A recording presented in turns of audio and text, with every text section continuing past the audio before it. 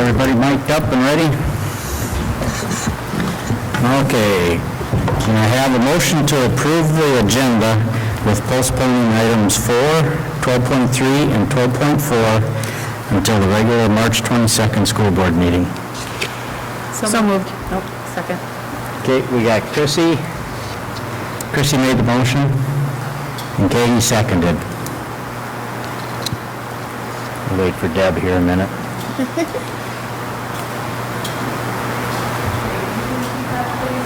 Chrissy made the motion,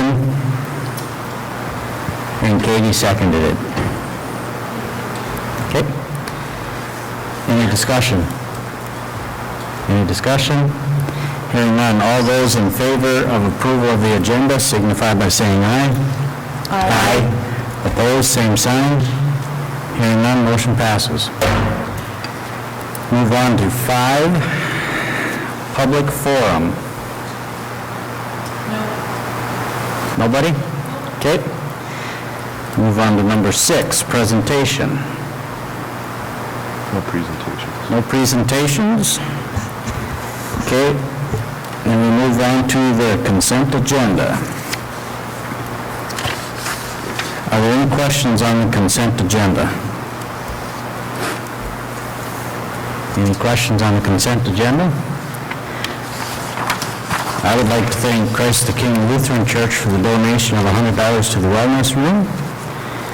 So do I have a motion to approve the consent agenda? So moved. Randy, do I have a second? Second. Katie? All those in favor of approval of the consent agenda signify by saying aye. Aye. Opposed, same sign.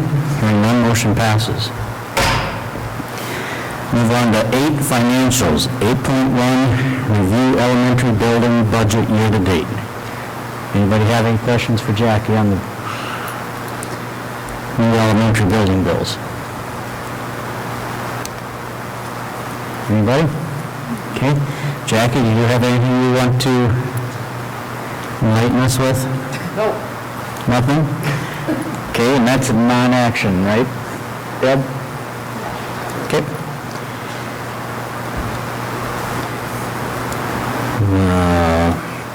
Move on to 8.1, review elementary building budget year-to-date. Anybody have questions on that? Any questions?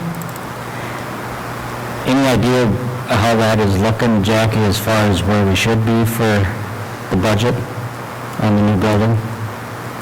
With Cross Anderson, when you meet with them? I don't meet with Cross Anderson. I compare you far as to what the bank and then Cross Anderson, I give them, because they know what most of the expenses are, because they're going through their contract. It's the expenses that would be like the miscellaneous owner's expenses. And then I give that information to Tyler from Cross Anderson, and we make sure that his budget matches what I have as far as budget. As far as, Kevin may be able to answer that as far as if they're ahead of schedule or not ahead of schedule, or I don't know that information. Okay. They're slightly ahead of schedule.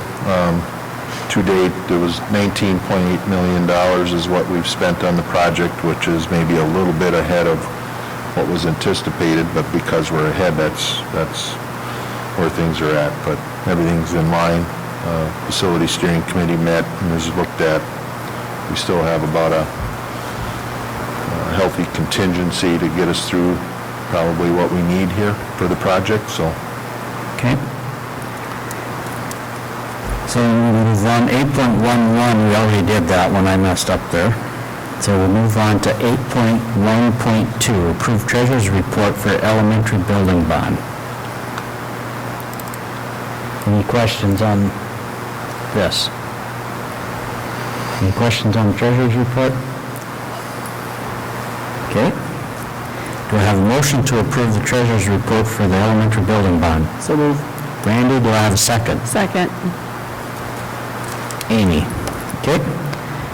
All those in favor to approve the treasurer's report for the elementary building bond signify by saying aye. Aye. Opposed, same sign. Hearing none, motion passes. 8.2, review budget year-to-date. Jackie, you want to, Everything looks like it should right now. I gotta make it bigger so I can see it.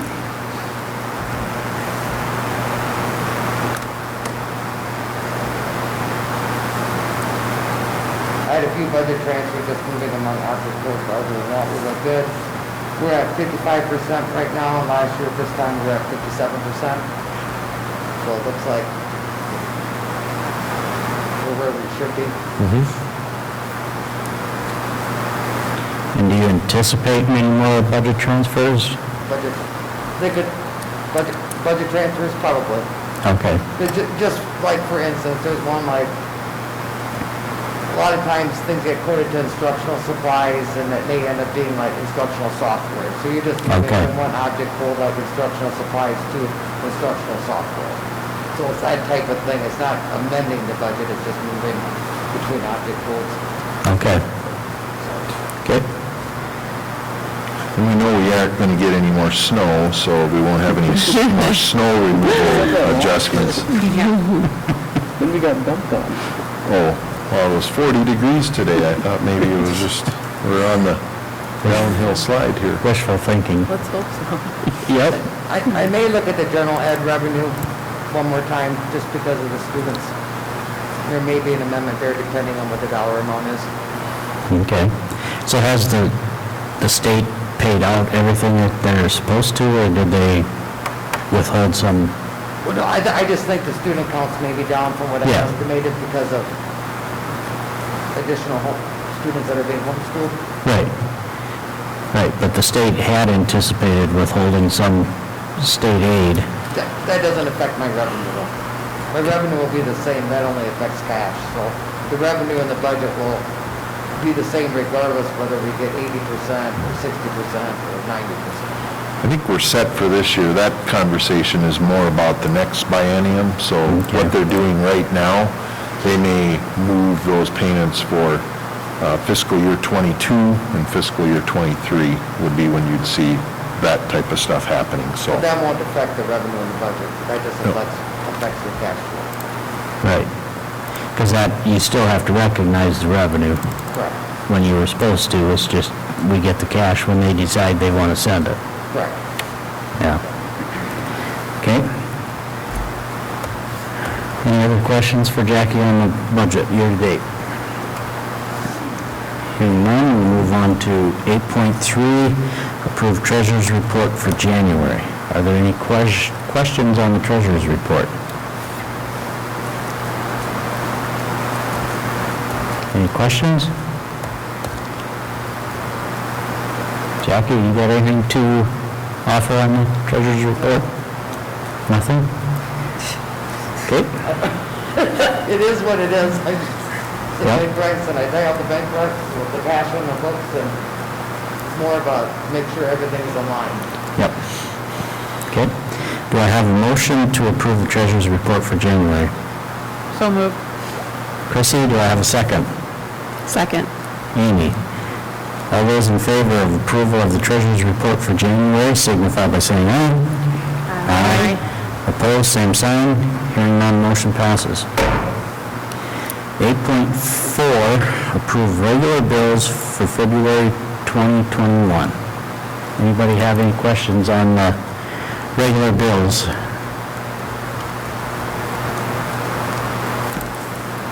Any questions? That does seem, oh yeah. The high school cafeteria, the new, is that new tables and stuff? Is that what that is? High school cafeteria, FF&E or when? Yes. Okay. So when are those coming in, or, I mean, are we gonna have to put dividers on them like the ones we have now?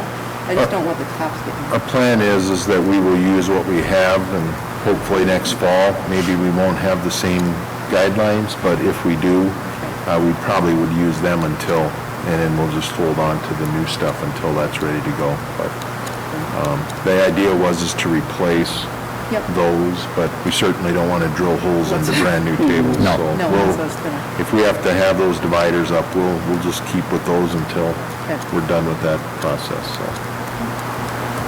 Okay. Are there any other questions or comments on the regular bills for February? Any more questions or comments? Hearing none, do I have a motion to approve the regular bills for February 2021? So moved. Second. Okay, Randy made the motion, Katie seconded. Okay. All those in favor of approve the regular bills for February 2021 signify by saying aye. Aye. Opposed, same sign. Hearing none, motion passes.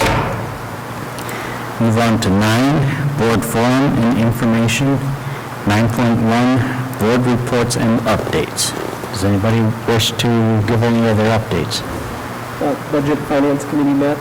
We reviewed some wish list items or some priorities that the administration had and went through it. I thought they're all within reason and it seems to be a good priority list in my mind.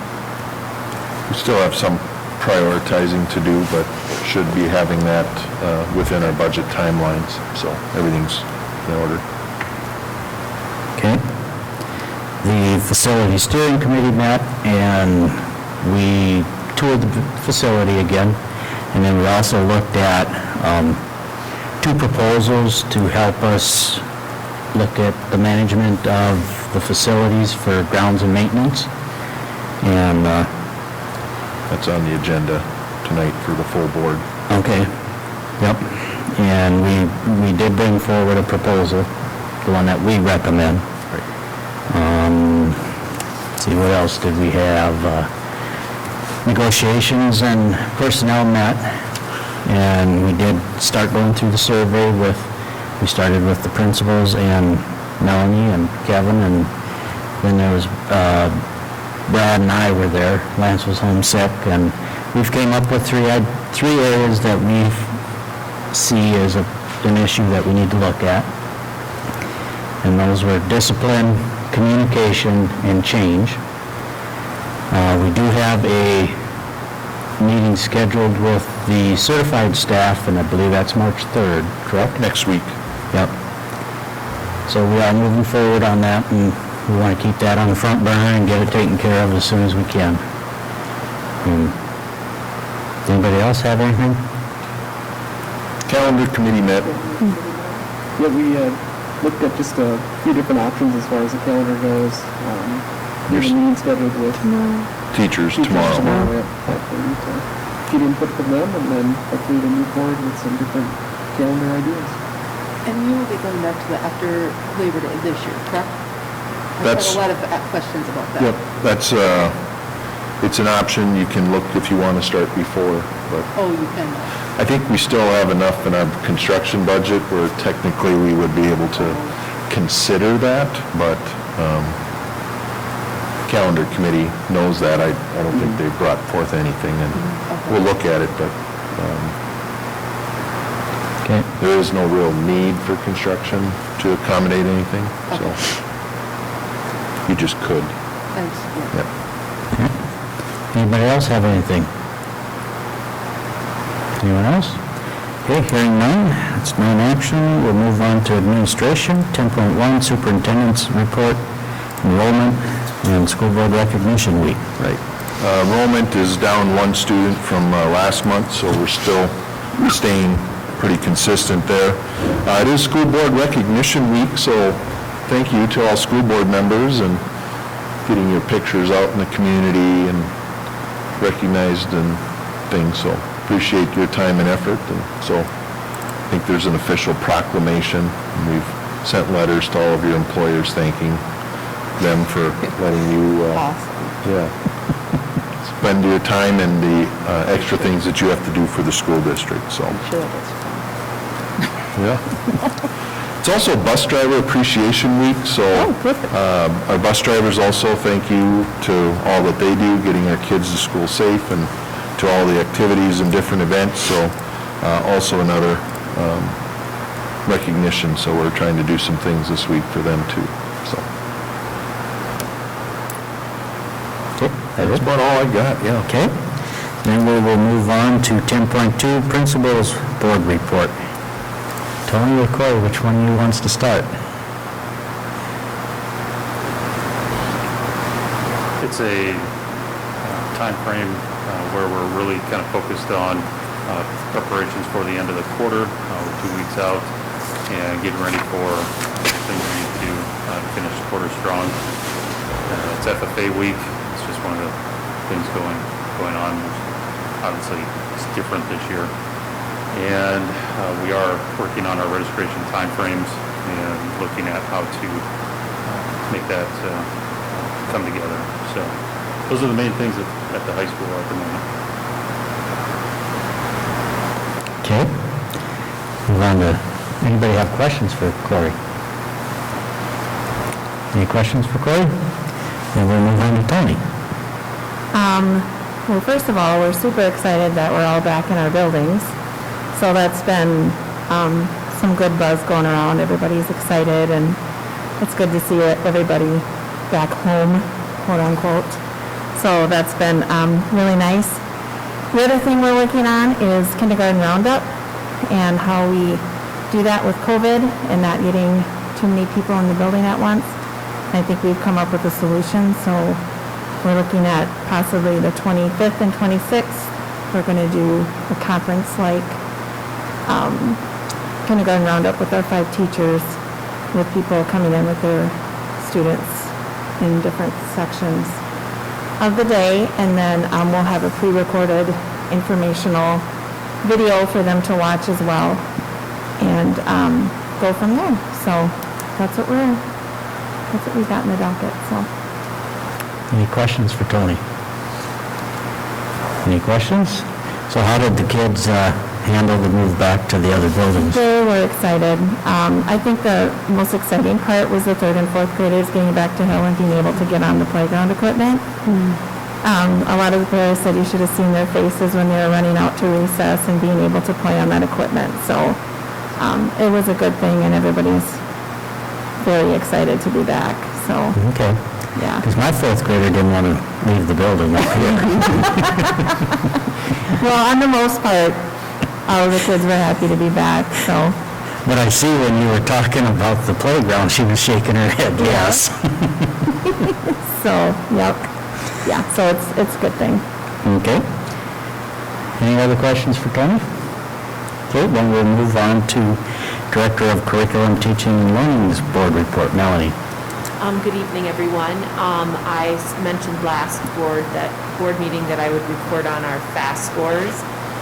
We are following the trend that FastBridge published a white paper last week on the comparison from last fall to this fall, and our scores are following that, where the greatest discrepancies are actually in math, and it's actually 3rd grade through 8th grade. Our discrepancies aren't so large right now on our winter scores for math at grade 7 and 8. So that has me being hopeful that it didn't have too much of an impact on them. But the reason why I mention it is because as children age, their growth, the amount they can grow, shortens. So you grow a lot when you're a 3rd and 4th grader, kindergarten, 1st grader, and as you get to 7th and 8th grade, the amount that you grow every year in your knowledge is a little bit smaller every year. And so to make up for that time and that learning that may have been lost during distance learning last spring and, interruptions this year, it may take some time to get that back. But overall, right now, we can see that Pipestone has a similar trend in math, especially at that 3rd grade to about 5th grade. Reading wasn't as affected. We do have some pockets of areas that concern us. Even our kindergarten team, they're like, all right, we need to come up with some ways to fill some of these gaps. And so they looked at their activities that they needed to do to work on the gaps, and came up with a list of activities that they would like to get and some apps, so they are ready to move forward with that. So it's exciting that our staff actually reflects upon that data that I present to them and wants to make change for their students. Questions? So all the data that you're gathering, I'm assuming follows forward with the group of students. So that, I mean, this year's kindergartners, next year's first graders, the areas where they're weak now will be emphasized next year to try and bring that forward. Correct. We'll, with our FAST reports, we're able to go in and see a single student and see all of their scores, whether it is just a screener or if we've done progress monitoring on them. We can see them at, from the time they start in kindergarten until the time they leave in 8th grade. So that is very helpful. You know, I had a few teachers say, hey, where's that report at? Can you help me find that report on a few kids? So, and even the counselors, I helped work with that last week one day. So very good that people are referring to that and using that as some data rather than just their thoughts. So are we seeing kids as going backwards, or we're just seeing them not get as much They're not improvement as we growing think they should? Correct. They're not Okay. growing as fast, and not in all grade levels. But in math, we are following what the research shows in that. Most people thought that distance learning was going to affect reading, but instead they found that it affected math. And it affected it starting 2nd, 3rd grade, according to the report. Ours starts in 3rd grade.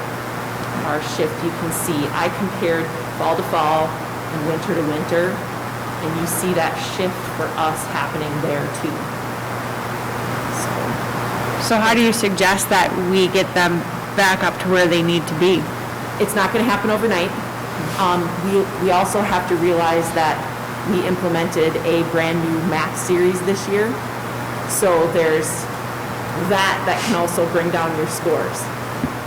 So when you take all of that together, my suggestion is what we are continually doing is having intervention where students need it. You know, not providing a blanket for everyone, but get the students what they need individually. Exactly. Not every kid's the same, so they learn all differently. Correct. And our middle school is doing a very nice job of that with their intervention time, where they're able to use the data to direct their instruction, and they review that and they see if we can move kids in and out and how that works for them. So I look forward to having more of that happen throughout our district. So do we think there'd be a lot of, or I should say more, that we should focus more on summer school this year for some of those grades? So right now, the draft of what I'm working on towards summer school is that we would probably have 3 sessions, 2-week sessions, and one of them would be solely dedicated to math, and it would be a theme-based activity. Each of the sessions would be a theme. So you're doing math all day, but you're doing it around this theme.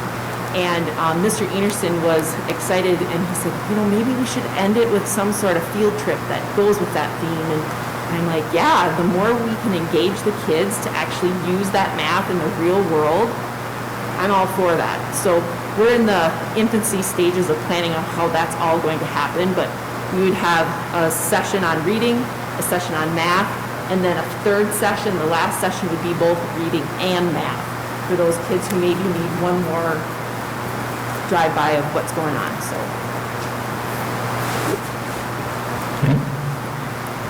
Plus our math, our achievement and integration plan includes a math focus during summer school.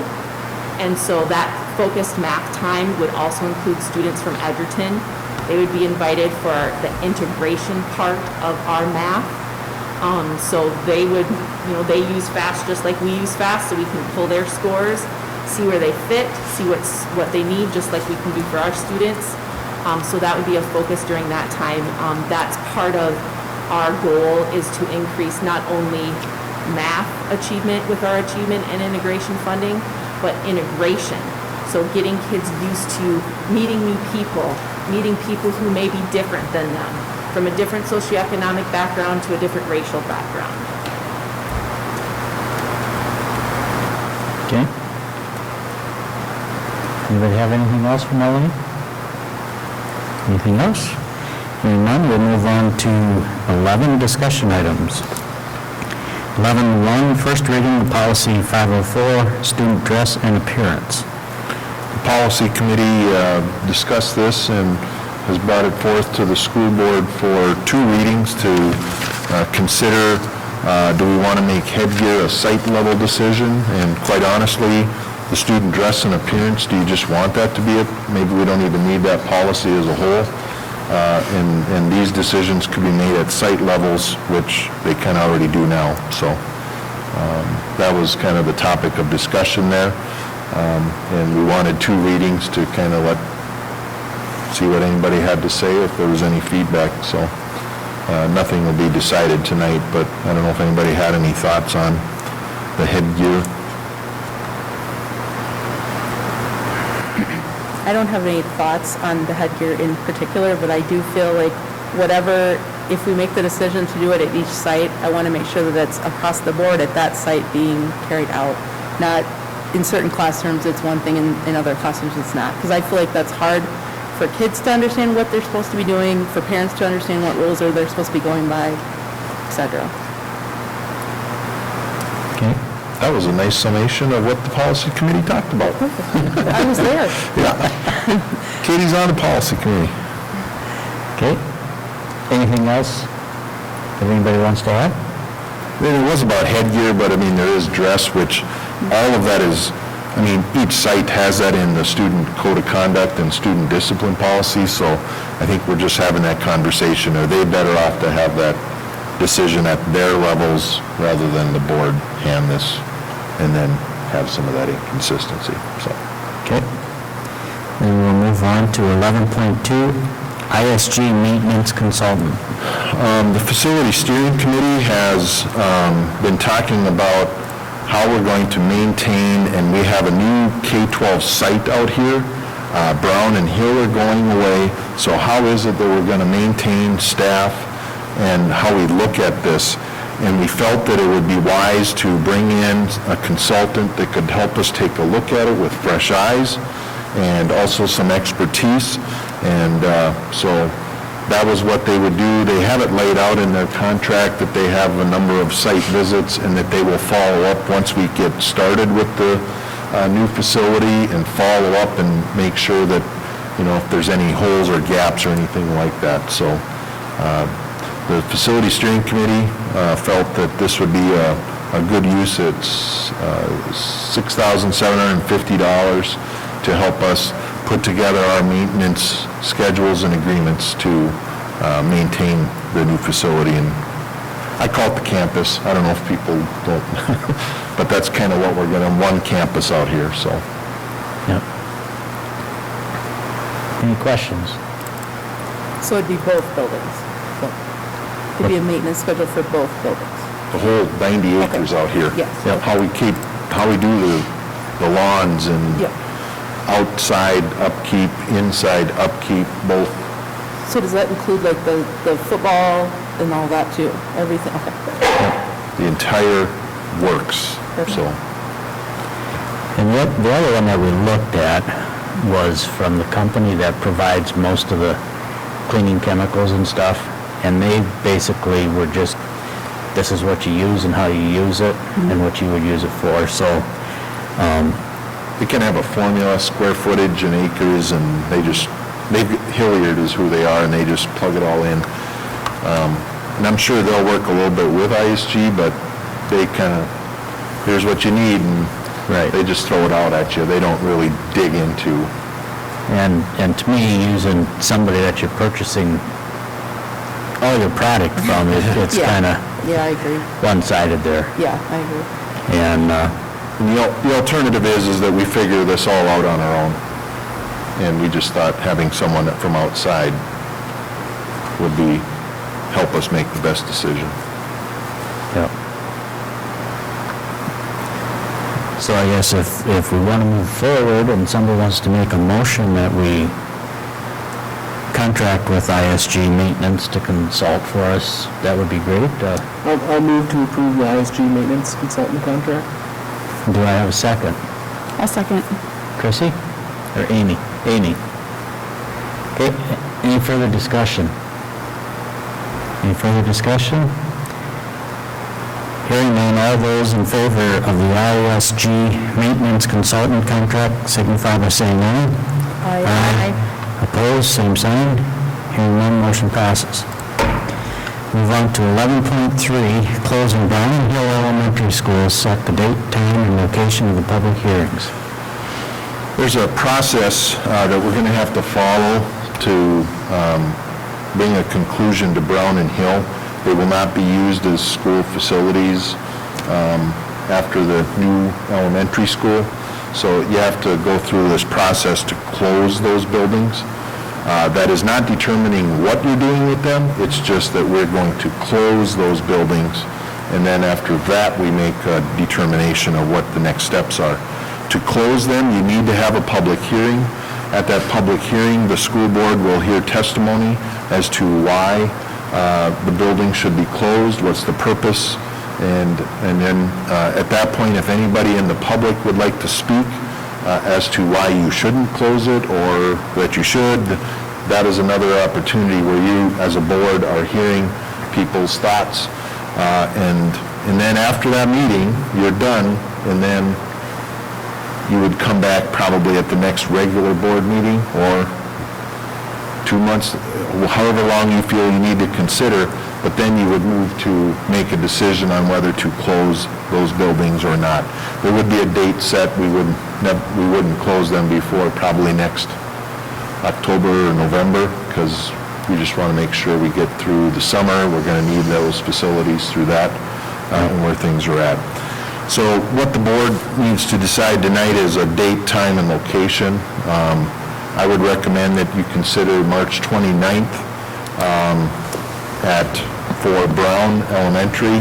I would recommend you have it at Brown Elementary. 7 o'clock seems to work pretty well for us.